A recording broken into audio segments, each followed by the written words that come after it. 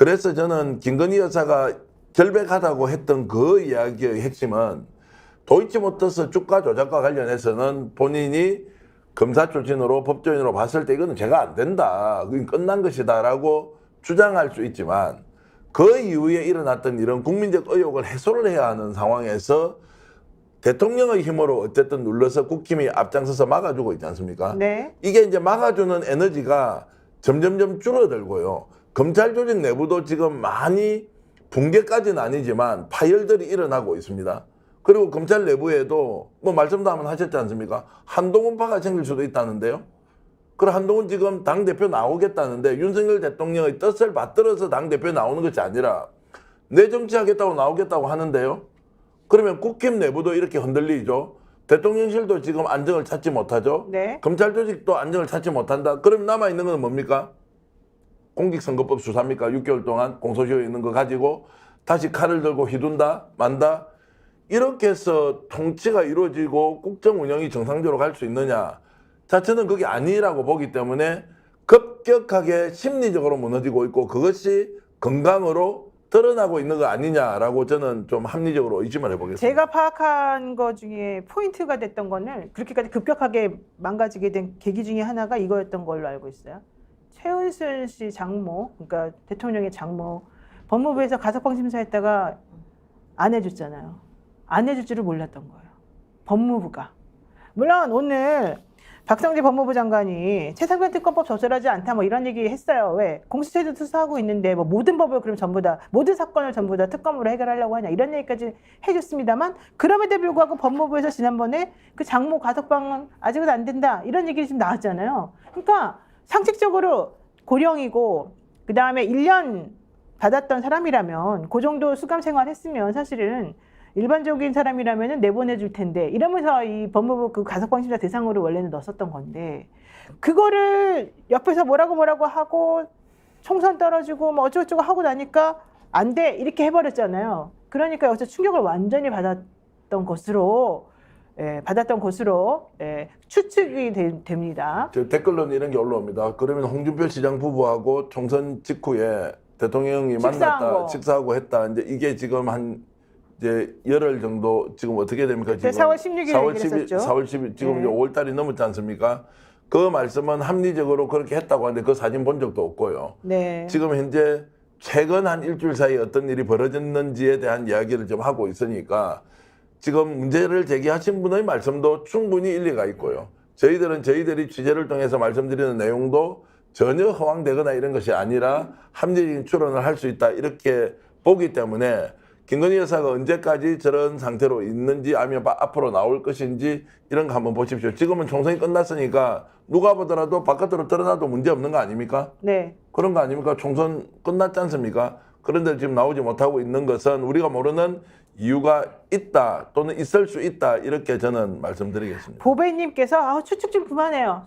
좀 솔직하게 좀 시원하게 좀 얘기 좀 해주세요. 막 이러는데. 아니 추측이라고 말씀드리는 게 아니고 들은 이야기도 있지만 들은 이야기가 신빙성 있는 내용이고 그 사람도 믿을만 한데 제가 직접 그것을 확인하지 않는 이상은 그 장면을 추측이라고 표현할 수밖에 없지 이것을 사실입니다라고 할 수가 없습니다. 여러분. 그래서 전혀 근거 없거나 신빙성이 떨어진다는 것이 아니라 그런 일이 생겼을 수도 있다 이렇게 그냥 좀 판단해 주시면 좋겠습니다. 참고적으로 말씀드리면 스픽스 대표도 명예훼손죄로 지금은 수사 중에 있습니다. 제가 수사하는 게 수사를 받고 있습니다. 네, 뭐 저도 참고적으로 뭐 김건희 씨 관련해서 말 잘못했다가 지금 고소당해 있는 상태입니다. 그래요? 네, 네. 뭘 가지고 그랬어요? 뭐 방송에서 이제 뭐 이런저런 이야기를 하는 중에 좀 맞장구를 몇 번 쳤는데 뭐 그게 또 명예훼손이랑 이렇게 해서 사실 우리 고소받고 고소 중에 있어요. 우리 임세은 대변인은 그 김건희 여사에 대해서 또 말을 세게 했다는 이유로 공천 때도 좀 불이익을 당했죠.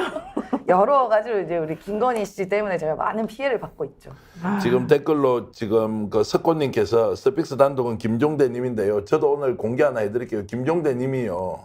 엄청나게 중요한 거 지금 정말로 한 2달째 취재하고 있죠. 네. 저희들이 말씀드리는 게 그냥 흘러가는 어디 시중에 이런 이야기가 아니고요. 김종대 의원도 정말 대한민국을 깜짝 놀라게 할 만한 내용을 터뜨릴 수 있는데 그거 지금 확인을 거듭하고 있는데 정말로 확인하기가 쉽지 않고 또 그 말을 해주는 사람을 보호해야 되는 것까지 그렇죠. 있으니까 그렇죠. 그 내용도 여러분들 나중에 들어보시면 야 정말로 이런 일이 벌어졌구나라는 걸 생각할 수 있습니다. 김종대 의원님 이렇게 응원해 주셔서 제가 감사의 말씀드리겠습니다.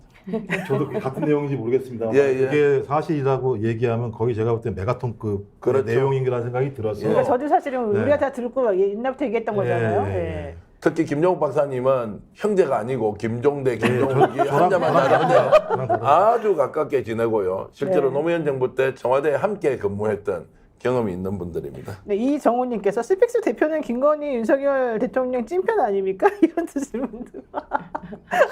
조금 말을 삼가 주시면 고맙겠는데요. 아닙니다, 여러분. 농담이고요. 네, 우리는 객관적으로 아니, 뭐, 그냥 예, 그렇게 평할 보였다면 뿐입니다. 그렇게 말씀하셔도 됩니다. 예. 네. 자, 어쨌든 오히려 이렇게 보는 게 그동안에 정계현 평론가가 얼마나 객관적으로 중립을 지켜서 얘기하려고 노력했느냐, 이런 걸 또 드러내는 거 아닌가 생각이 지금 듭니다. 자, 여기서 제가 이 얘기를 안 할 수가 없어요. 신범철 차관 얘기 아까 좀 전에 하셨는데, 신범철 전 차관이 국민의힘 탈당하면서 한 얘기는 이거예요. 내가 2번 낙선했는데 내가 계속 있으면은 누가 된다. 다른 사람에게 바톤 넘겨줘야 된다. 이랬어요. 아니 그러면 다음 공천만 안 받고 안 나오면 되지. 앞으로 4년 남았는데 굳이 국민의힘을 탈당할 필요는 사실은 없거든요. 근데 이 말은 그래서 제가 보기에 좀 너무 조금 궁색하다.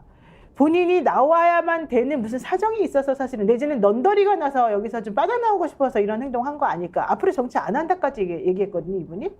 이거는 무슨 뜻일까요? 김정욱 박사님. 제가 볼 때는 나오지 말아야 된다고 저는 생각을 하는데 네. 만약에 이 사건과 관련해서 신범철 차관이 앞으로 계속 불려나가지 않겠습니까? 그렇죠. 매우 중요한 가장 위에 그러니까 국방부 장관과 국방부 차관 이 두 사람과 대통령실이 가장 위에 있다고 얘기할 수 있고 수사를 하게 되면 국방부 장관 부르기 직전에 불러서 차관이 어떤 역할을 했는지 그리고 장관이 지금 해외 나가 있잖아요 그때 네. 실제로 차관이 그런 일을 진행을 했었기 때문에 저는 오히려 국민의힘 내부에 앉아 있으면서 보호를 받아야 된다고 생각을 했는데 그러니까 저도 그랬어요. 갑작스럽게 나간다는 얘기를 들으면서 제 생각에는 뭔가 틀어진 게 있지 않고서는 저렇게 해야 될 행위가 이해가 안 되는 거죠. 네. 대통령이 봐도 아니면 국민의힘에서 봐도 신범철 우리가 그렇게 보호해주고 차관까지 시켜주고 공천을 2번이나 줘서 국회의원 선거에 나오게 했는데 네가 지금 이 상황에서 그냥 출하고 나가? 너만 네. 살겠다는 거야? 네. 그리고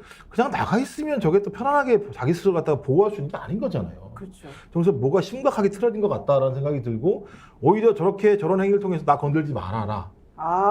이럴 수 있다는 생각이 들어요. 그러니까 런종섭이라는 것도 이종섭 전 국방부 장관을 왜 호주로 보냈겠습니까?